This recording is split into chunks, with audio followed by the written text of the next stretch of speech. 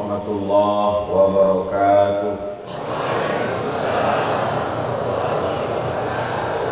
Alhamdulillah, wassalatu wassalamu ala rasulillah Sayyidina wa maulana Muhammad ibn Abdillah wa ala alihi wa sahbihi wa man tabi'ahu wa mawala.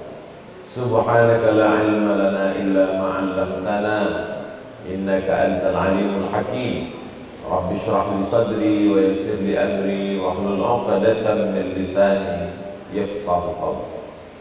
Sama-sama kita hormati hadir pada kesempatan ini tamu kita dari belahan timur Indonesia, Sayyidi Al-Habib Rifki Al-Hamid dari Ambon. Mudah-mudahan silaturahim subuh ini menambah kecintaan kita kepada zuriat Rasulullah sallallahu alaihi wasallam. Yang sama-sama kita hormati guru kita semua, Kiai Haji Ilyas, pimpinan Pondok Pesantren At-Taqwa. Di tengah kesibukannya hadir juga Ketua DMI Dewan Masjid Indonesia Bogor Al-Mukarram Sahibul Fadilah Kiai Haji Irwan Kurniawan. Bapak-bapak, ibu-ibu, alim ulama, tokoh masyarakat, tidak dapat saya sebutkan satu persatu, semuanya dimuliakan Allah Subhanahu wa ta'ala. Amin ya rabbal alamin. Tema kita pada subuh ini menundukkan hawa nafsu. Inna ahadakum yujma'u khalquhu fi batni ummihi 40 yawman nutfah. Kamu diciptakan dalam rahim ibumu 40 hari dalam bentuk nutfah, cairan. Summa yakunu 'alaqatan misla dhalik. Kemudian berubah 40 hari dalam bentuk 'alaqah, darah. Summa yakunu mudghatan misla dhalik. Kemudian berubah 40 hari dalam bentuk mudghah, daging. 40 hari air, 40 hari darah, 40 hari daging. Summa yursalul malak. Lalu dikirimlah malaikat meniupkan roh ke dalam daging yang sudah siap menerima ruh tadi. Ketika ruh bertemu dengan jasad, maka muncullah sesuatu yang disebut dengan hawa. Diri manusia itu disebut dengan nafs. Nafs itu hakikat diri manusia yang dipanggil Allah Subhanahu wa ta'ala, ya ayyatuhan nafsul mutmainnah. Maka diri manusia itu muncul keinginan-keinginan itu disebut dengan hawa. Fa amma man khafa maqama rabbih, siapa yang takut kepada Allah, wa nahan nafsa 'anil hawa, menahan hawa nafsu. Jadi kalau ruh berjumpa dengan jasad, muncul namanya hawa, disebut dengan hawa nafsu, keinginan-keinginan. Kapan hawa nafsu ini hilang?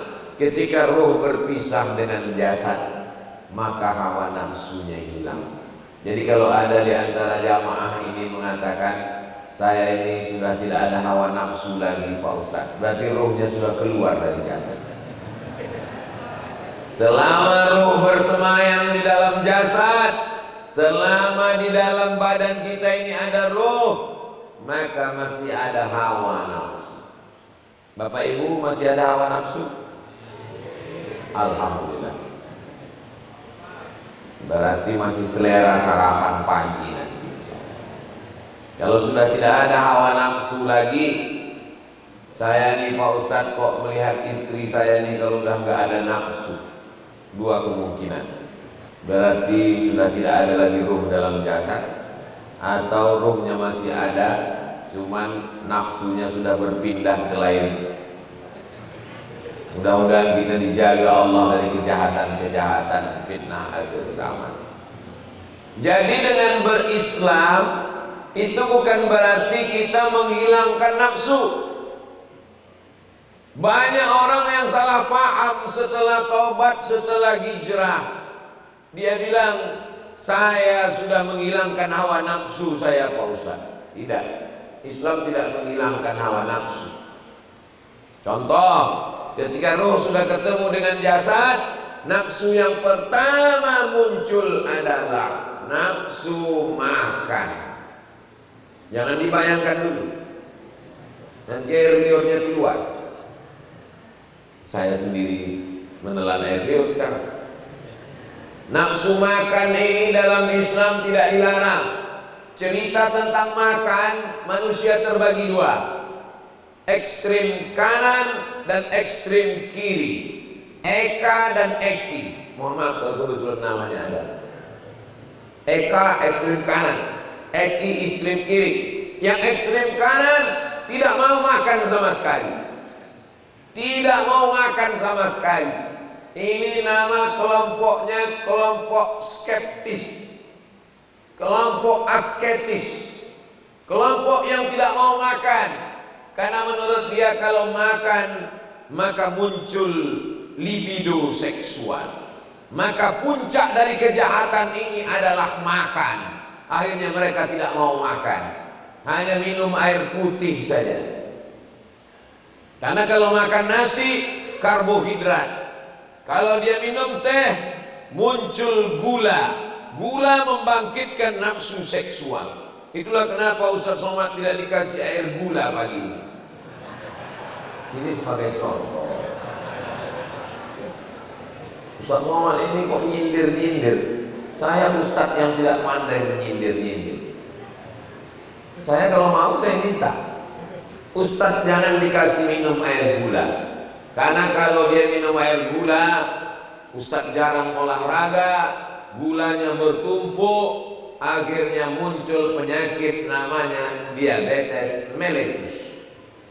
Kalau Ustaz Somad ceramah, tenggorokannya panas, suaranya menggelegar, maka kalau dikasih air gula, ini tenggorokannya bisa sakit. Kalau sayang sama Ustaz, kasihlah air putih seperti Masjid Al-Ittihad. Ini saya nasihatkan panitia-panitia yang lain yang merasa sayang dengan Ustaz Somad, dikasih gula jangan, karena makanan kanker adalah gula. Bagaimana cara membunuh kanker? Jangan kasih gula, maka kanker akan mati. Ustaz kok tahu? Saya dapat videonya kemarin. Jadi maka orang barat itu menyebut dia sebagai white poison.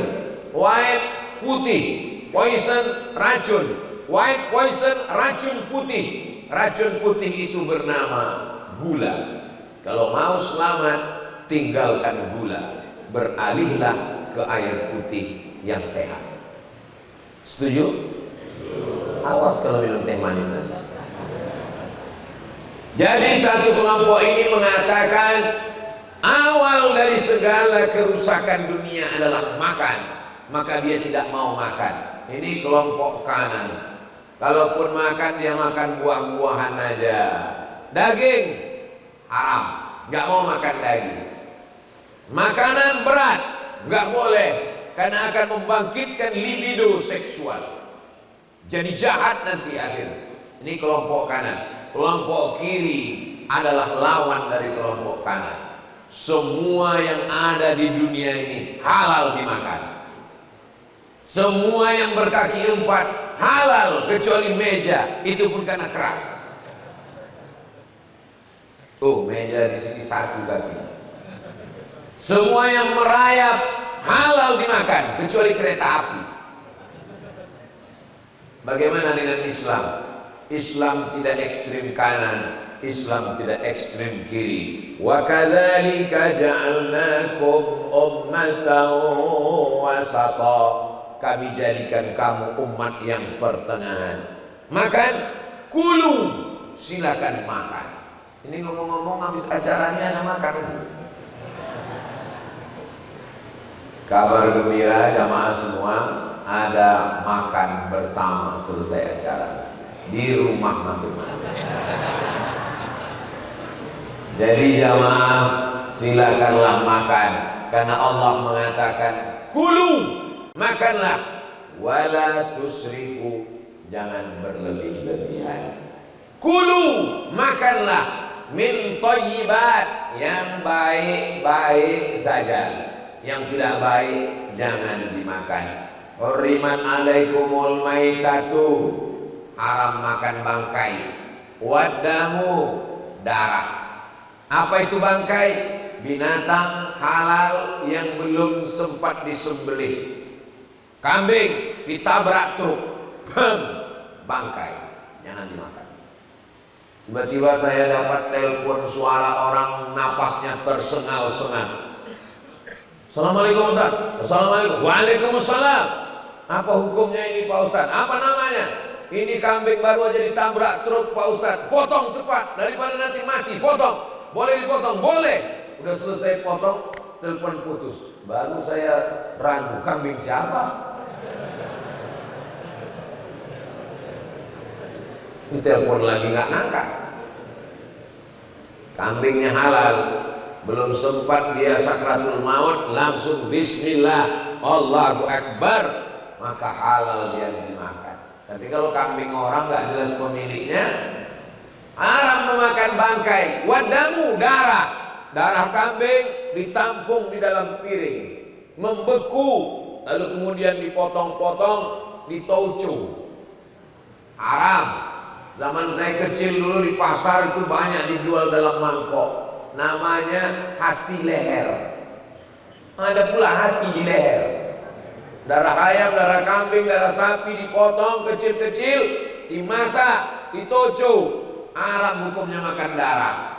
Sumber segala penyakit. Yang suka makan darah, enggak mati-mati, Dracula. Lalu kemudian walahmul khinzir, babi, khinzir. Kamu kenapa makan babi? Diciptakan Tuhan untuk kita. Kenapa tidak dimakan? Kalau memang diciptakan Tuhan berarti baik, maka makanlah. Ini logika akal yang menyesatkan. Kenapa Allah ciptakan anjing, babi dan binatang yang haram? Padahal ini haram. Kenapa diciptakan Allah? Ini ujian bagi kita. Sama seperti adik-adik sekolah, ada multiple choice A, B, C. Jawabannya cuma satu yang benar. Lebih banyak yang benar apa yang salah? Lebih banyak yang salah. Yang benar cuma satu, yang salah dua. Kenapa memang salah? Berarti guru ingin menyesatkan. Guru bukan ingin menyesatkan, guru ingin menguji muridnya mana yang sudah bisa membedakan mana yang benar, mana yang salah. Ini boleh, ini tidak boleh. Ini dilarang, ini tidak dilarang. Jadi logika berpikirnya begitu. Sebaliknya orang berpikir tidak. Kalau sudah diciptakan halal, makanlah. Makanlah istrimu. Dia sudah diciptakan Allah untukmu. Ada yang boleh dimakan, ada yang boleh dilihat, ada yang boleh disentuh, ada yang dilarang Allah. Ini diciptakan bukan untuk dimakan, ini diciptakan sebagai ujian. Ini diciptakan bukan untuk dimakan. Justru kalau kita menjauhinya, kitalah yang lulus. Mana aturannya? Disebutkan Allah dalam Al-Quran. Wal munkhaniqatu, binatang tercekik. Wal mawquzatu wal mutaraddiyatu wan natihatu. Wa ma akalas sab'u, binatang yang diterkam oleh hewan buas, diterkam oleh singa. Habis dimakannya sedikit dia pun pergi. Rusanya sudah mati. Kita sampai rusa sudah mati. Daging rusa halal tapi belum sempat disembelih. Wa ma uhilla bihi li ghairillah, yang tidak disembelih atas nama Allah, disembelih atas nama setan, Lata, Uzza, Manat, Hubal, Jibti, Tawud, Naham, setan, jembalang tanah, hantu, maka semuanya tidak halal dimakan. Maka dalam Islam, atib mat'amak, jaga makanan, takun mustajab dakwah, maka doamu akan dikabulkan Allah. Al-ma'idatu baitu kulli da', lambung adalah sumber segala penyakit. Maka sumber penyakit itu lambung, Maka untuk menyehatkannya, jagalah lambung kita hanya diisi makanan yang sehat-sehat saja. Jadi kalau ada bapak ibu yang masih punya nafsu makan, itu berarti masih manusiawi. Makanya tausiah subuh itu tidak boleh panjang-panjang, itu merusak selera makan. Termasuk subuh ini sudah dibatasi oleh protokol kita. Ustaz Somad hanya bicara sampai jam 6. Siap. Nanti ada beberapa pertanyaan yang akan saya jawab insya Allah. Indahnya ceramah tausiah di Masjid Al-Ittihad, legenda wisata. Betul.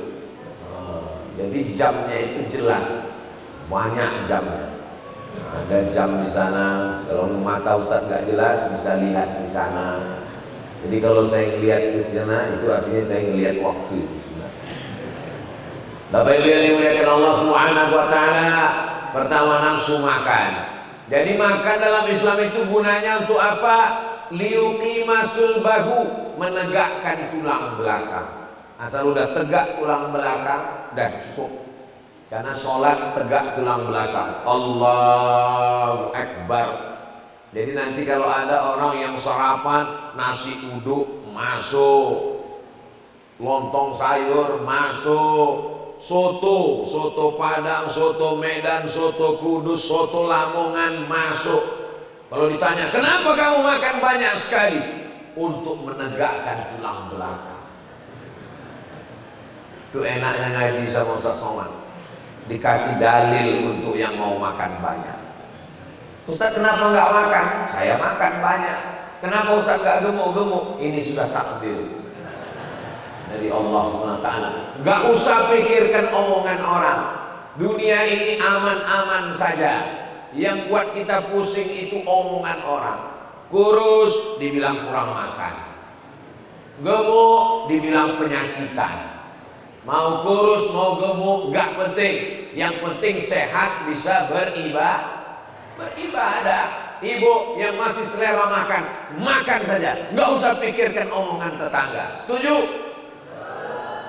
Makan. Ini sampai dimakan ditahan. Hidangan sudah terhidang. Ada kepiting, ada cumi, ada ayam, ada daging. Mau dimakan, takut. Makan terus. Takut mati. 3 hari yang lalu saya dikirim video namanya diet ekstrim. Diet ekstrim. Pagi makan buah, siang makan buah, malam makan buah, makan nasi sedikit, tujuannya supaya sehat. Mati. Makan aja. Ada zaman dulu sahabat Nabi nggak mau makan. Asumu wala uftir. Saya nggak makan, puasa terus setiap hari.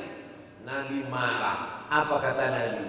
Asumu, saya puasa, wa uftir, tapi saya juga berbuka. Wa ati dhi haqqin haqqahu, beri haknya. Inna li jasadika 'alaika haqqan, jasadmu ini punya hak, kasih dia makan. Jangan siksa tubuhmu. Gak usah pusing masalah makan ini. Makan aja semua. Yang penting halalan thayyibah. Mudah-mudahan dengan makanan yang halal itu insya Allah badannya sehat walafiat insya Allah. Ini semua yang hadir ini semuanya sehat. Oh, Ustaz bilang kok sehat ya? Kalau dia ke masjid subuh itu sehat. Justru yang sampai sekarang belum bangun itu yang sakit semua. Enggak Ustaz, badannya sehat. Di dalam tubuh yang sehat terdapat otak yang jahat. Kenapa? Allah saja dia khianati, apalagi kamu. Maka carilah calon suami yang sholat. Ini yang gadis-gadis yang belum nikah, kalau kalian mau melihat mana calon suamimu, inilah orang. Yang senyum yang belum nikah aja. Anak udah 3 senyum.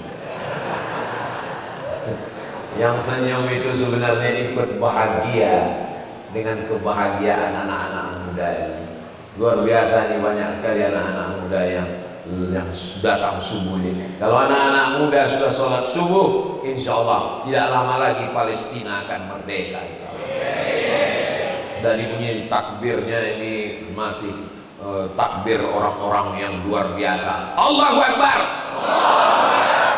Takbir orang lapar begini. Yang membuat Indonesia ini merdeka tanggal 17 Agustus 1945 bertepatan dengan hari Jumat 9 Ramadan. Itu yang berteriak 17 Agustus itu orang lapar atau orang kenyang?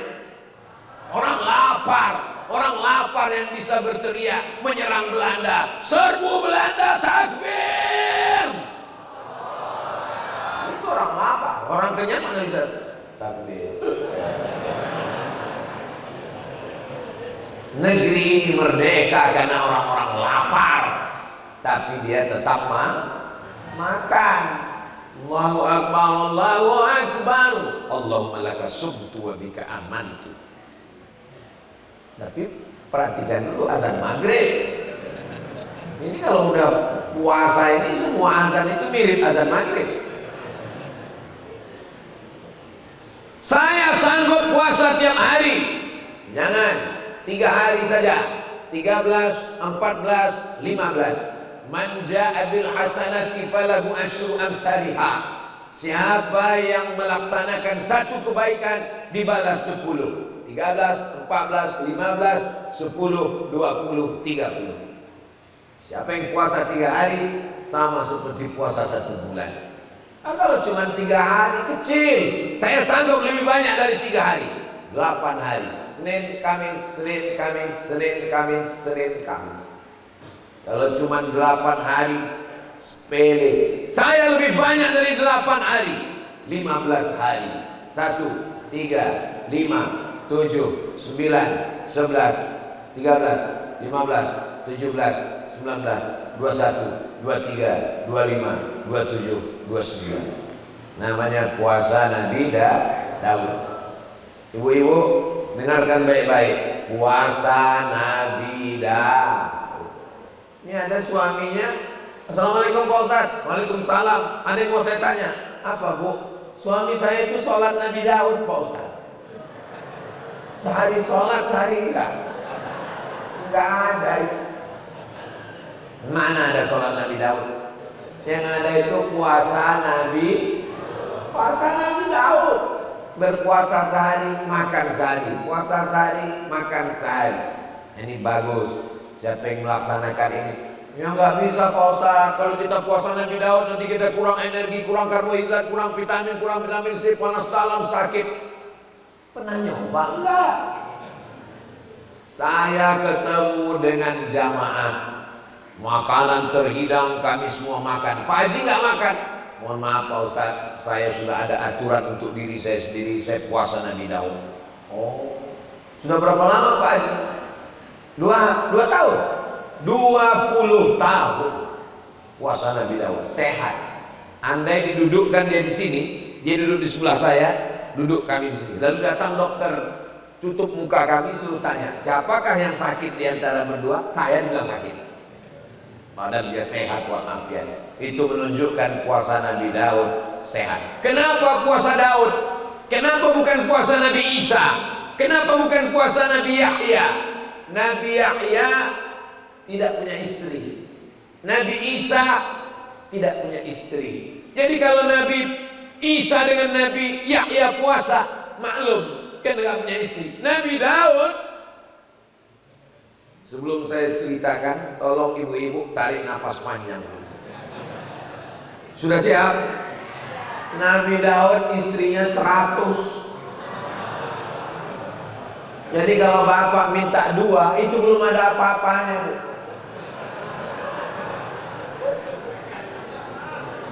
Nabi Daud istrinya 100. Baca Qasasul Anbiya, baca kisah para nabi. Tapi puasanya 1 bulan 15 hari. Jadi kalau ada bapak-bapak ini yang istrinya 1 tapi nggak pernah puasa sunat, gimana nanti kamu ketemu Nabi Daud? Kata Nabi Daud, istrimu berapa? 1. Puasa sunat? Nggak pernah.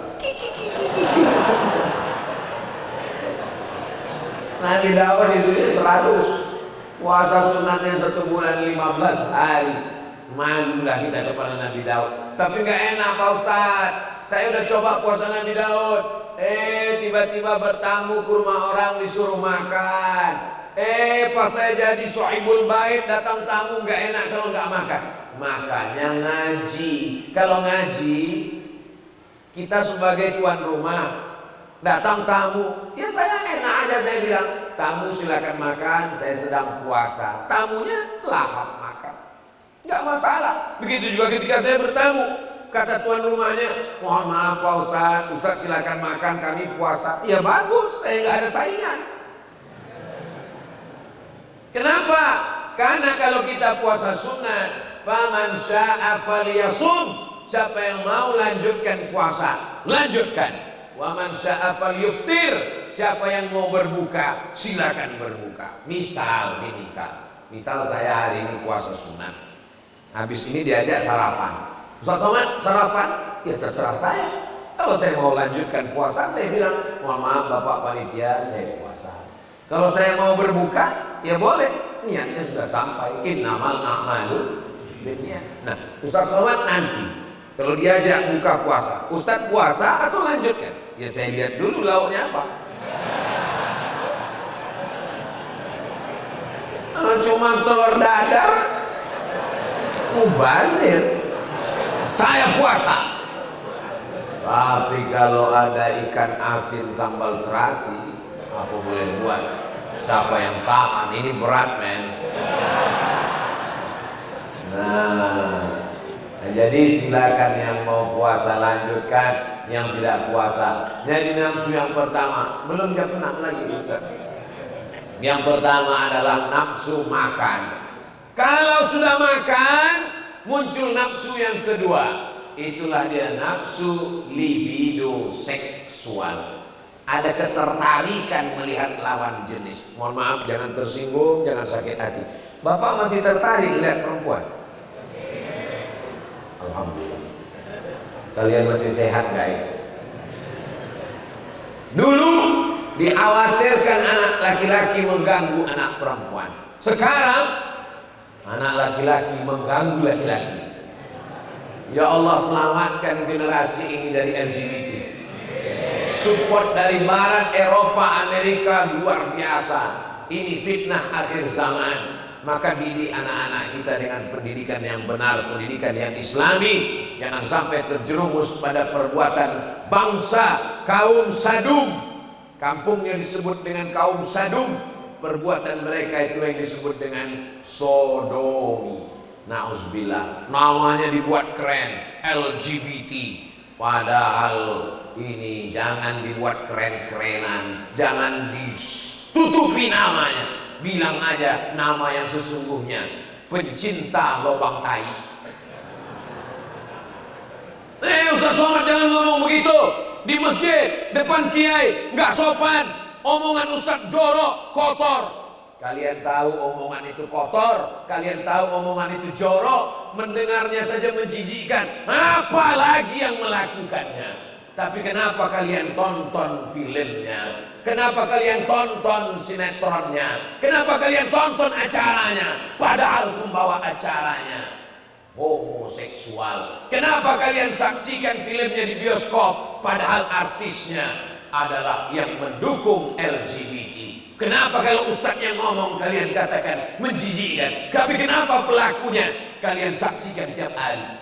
Dari mulai pagi jam 6 sampai jam 6 sore, tontonlah TV kita. Ambil kertas, ambil pena. Berapa sinetron, berapa acara, berapa podcast, bintang tamunya diundang, dikasih panggung, diberikan acara supaya ditonton masyarakat. Ustadz marah? Enggak. Ini karena belum sarapan aja. Kita boleh marah ketika agama Allah dilecehkan. Marahnya dalam rangka amar ma'ruf nahi munkar, maka mesti marah. Nah, ini muncul hawa nafsu. Menyikapi tentang nafsu seksual, manusia juga terbagi kepada dua. Eka, eki. Ekstrem kanan tidak mau nikah sama sekali. Kamu mau nikah? Tidak mau nikah. Sedangkan yang ekstrem kiri, nikah tanpa batas, unlimited, nggak ada batasan sama sekali. Playboy cap gayung, semua diceduk. Playboy cap tupai, semua pohon kelapa gelombang dibuatnya.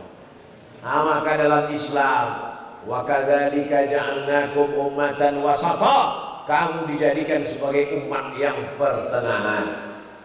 Kita disuruh menikah. Man istata'a minkumul ba'ah, siapa di antara kamu yang sudah mampu untuk menikah, falyatazawwaj, menikahlah. Fa innahu aghaddu lil basar, dengan menikah itu menundukkan pandangan. Oh, jadi kalau sudah nikah matanya tunduk. Iya. Suami saya sudah nikah matanya masih jelalatan, itu memang bawaan gatal. Wa ahsanu lil farj, menjaga kemaluan. Fankihu ma taba lakum minan nisa'i masna, nikahilah perempuan yang baik-baik itu 2 orang, wa sulasa 3 orang, wa ruba' 4 orang. Fa in khiftum, kalau kamu takut alla ta'dilu, tidak bersikap adil, fawahidah, cukup 1 saja. Jadi semua bapak-bapak ini yang istrinya 1 itu termasuk orang yang fa'in khiftum, takut. Tapi dalam ayat ini takut tidak adil. Kalau yang di sini takut kepada istrinya. Bapak-bapak yang takut kepada istrinya karena istrinya bertanya, kamu sudah sholat apa belum? Kamu sudah ke masjid apa belum? Sedang berada di mana? Pulang jam berapa? Jangan main-main jalan sama siapa? Jangan bergaul dengan orang yang tidak baik. Maka bersyukurlah Pak, dengan istrimu itu kau sudah terjaga imanmu. Apa nikmat yang paling besar? Bukan mobil, bukan rumah, bukan uang. Nikmat terbesar adalah imra'atun salihah, istri yang salihah, tu'inu ala imanihi, yang membantu iman suami. Ini bapak-bapak yang baik-baik, bapak-bapak yang hebat-hebat ini, di balik laki-laki yang hebat ada perempuan yang luar biasa. Itulah mereka yang ada di belakang ini. Ini ibu-ibu yang solihah-solihah semua. Begitu cara menghibur hati yang sudah terluka tadi. Bapak Ibu yang dimuliakan Allah Subhanahu wa taala. Maka dalam Islam dianjurkan menikah. Kamu kenapa enggak menikah? Saya tidak menikah Pak Ustaz, karena Imam Nawawi tidak menikah, karena Imam Ibnu Taimiyah tidak menikah, karena Syekh Said Qutb tidak menikah. Bahkan ada satu kitab Al-Ulama Al-Uzzab, ulama yang tidak menikah, alladzina asarul ilma 'ala zawaj, karena lebih memilih ilmu berdakwah daripada menikah. Kitab itu ditulis oleh Syekh Abdul Fattah Abu Huddah, Al-Ulama Al-Uzzab, di antara ulama yang tidak menikah, yang menulis kitab nih, kitab Riyadhus Shalihin. Itu Imam Nawawi tidak menikah. Datang anak muda, Ustaz, saya putuskan tidak menikah. Kenapa? Karena Imam Nawawi tidak menikah. Imam Nawawi enggak menikah, dia kerjanya nulis. Kamu nulis apa? Saya nulis status kok kan. Imam Nawawi yang menikah. Imam Nawawi itu meninggalnya tahun 676. Sekarang 1445. Zaman Imam Nawawi 676, perempuan itu semuanya tertutup. Yang terbuka itu cuma matanya. Zaman sekarang perempuan itu matanya tertutup, yang lain terbuka.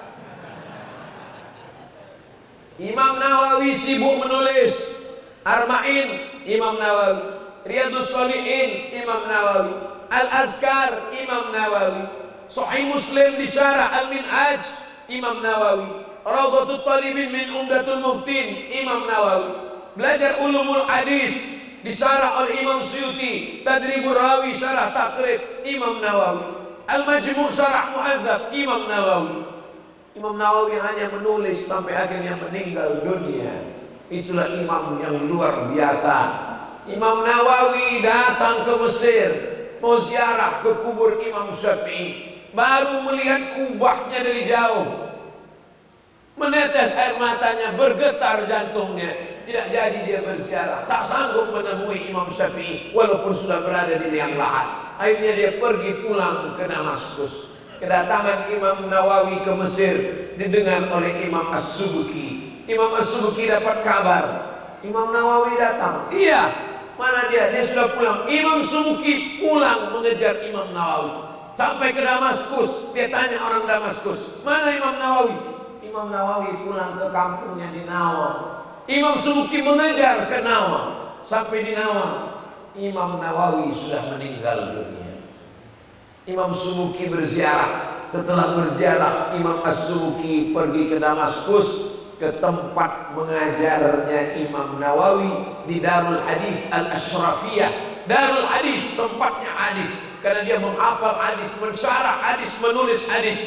Sampai di situ Imam As-Subuki bertanya, mana tapak kaki Imam Nawawi ketika mengajar? Ditunjukkan mereka, di sini bekas tapak kaki Imam Nawawi. Imam As-Subuki meletakkan pipinya di telapak kaki Imam Nawawi bekas dia mengajar karena kerinduannya. Tapi jangan gara-gara ini jamaah di sini meletakkan ulama besar yang luar biasa. Bahkan ada penelitian, kitab pertama paling populer di tengah umat Islam Al-Quran. Yang kedua adalah kitab Riyadhus Shalihin. Apa maknanya? Saya mau menyampaikan, memang ada orang-orang yang khusus yang luar biasa, tapi jangan anak-anak muda. Imam Nawawi tetap kalian baca kitabnya, tapi menikah tetap menikah. Mudah-mudahan yang jomblo-jomblo segera ketemu dengan jodohnya, insyaallah. Banyak juga yang jomblo. Nafsu yang ketiga adalah nafsu ingin dimuliakan orang. Subuh ini kita bahas 3 nafsu saja dulu. Nafsu makan, nafsu efek dari makan, libido seksual, nafsu hubbul jah, popularitas, kekuasaan, ingin diangkat jadi pemimpin, ingin dimuliakan, ingin disanjung tinggi. Nah, ini juga nafsu. Siapa yang paling kena nafsu yang nomor 3 ini? Ya Abdul Somad. Dikasih pentas, dikasih kursi, dikasih air minum, dimuliakan, dikawal kanan kiri. Sebelum kemari tadi dikasih bawa motor gede, sampai orang terkejut-kejut mendengar knalpotnya. Direkam dari depan, nanti diupload, lalu like, share, and comment. Apa ini? Ini adalah nafsu. Hubbus syuhrah, suka popularitas, suka disanjung-sanjung, suka dimuliakan, suka diagungkan. Ini sifat setan. Maka siapa yang suka viral berarti bagaimana cara melawannya ini? Hai Abdul Somad, jangan sampai kau gila popularitas. Jangan sampai kau suka tanganmu dicium-cium orang, dimuliakan orang. Bagaimana cara menekannya? Kalau ada orang mati, maka datanglah, lihatlah liang lahatnya. Hai Abdul Somad, sekarang jamaah ramai. Nanti kalau kau mati, kau akan masuk ke liang lahat sendirian. Jamaah yang ramai ini apakah mau masuk ke liang kubur Ustaz Somad? Jujur jamaah, selamat. Kita akan menghadap Allah sendirian. Suatu ketika Syekh Muhammad Mutawalli Asy-Sya'rawi berikan pengajian, ramai jamaah, Imamul Mufassirin, imamnya ahli tafsir, ulama nomor 1 di Mesir, luar biasa tawadhu'nya, ilmunya, hafalannya. Pemerintah Saudi Arabia mengundang beliau jadi dosen 15 tahun di Makkah Al-Mukarramah. Akhirnya Presiden Sadat memanggil, diangkat menjadi Menteri Agama. Ketika itu yang menjadi Syekhul Azhar adalah Syekh Abdul Halim Mahmud. Apa yang terjadi dengan Syekh Muhammad Mutawalli Sya'rawi? Kalau dia di masjid memberikan tafsir Sya'rawi 1 meter panjangnya, ramai jamaah berdatangan, tangannya dicium, dipeluk, dimuliakan orang. Selesai pengajian, Syekh Sya'rawi berhenti di masjid. Lama sekali. Sampai akhirnya orang di mobil bertanya, selesai, Syekh Sya'rawi sakit perut? Enggak, kenapa lama sekali? aku sedang membersihkan WC tempat najis kotor itu untuk menunjukkan kerendahan diriku, tak layak tanganku ini dicium dimuliakan orang karena aku manusia sama seperti mereka. Begitu cara dia merontokkan, menghilangkan keangkuhannya. Jadi kalau ada bapak ibu yang dimuliakan orang, disanjung orang, pulang dari sini WC masih banyak di belakang. Ambil tanganmu yang dimuliakan orang, dicium orang. Inilah tempat engkau wahai tangan, supaya kau jangan dimuliakan, dianjung, dimuliakan, diagung-agungkan orang. Pakailah masker wahai Abdul Somad, pakailah topi, pakai kacamata hitam, pakai masker. Di situ kau baru tahu bahwa kau tidak dimuliakan orang. Diusir tukang parkir. Sana, penuh, sana. Orang menghormatimu karena yang sejengkal ke atas, sejengkal ke samping, baru kau dimuliakan orang. Kalau ini ditutup, kau akan diusir orang. Kau akan disuruh ngantri di bank. Mau masuk komplek angkatan udara, nggak dikasih masuk sama security-nya. Nggak boleh sana. Padahal kan tinggal buka aja. Oh iya Pak Ustaz, silakan. Ini kalau tiap hari kita disanjung dimuliakan orang, rusak hati kita, rusak rasa kita. Makanya ada seorang ulama sengaja membuat dirinya terhina. Supaya apa? Supaya dia merasakan apa yang dirasakan saudaranya, apa yang dirasakan fakir miskin, apa yang dirasakan orang susah. Supaya apa? Supaya rasanya itu jangan sampai rusak. Untuk subuh ini 3 nafsu ini aja dulu kita kaji. Nafsu makan, nafsu seksual, nafsu popularitas, nafsu ingin diagungkan dan dimuliakan orang banyak. Yang lain-lain kita bahas dalam kesempatan yang lain. Jangan kemana-mana, kita lanjutkan setelah yang satu ini.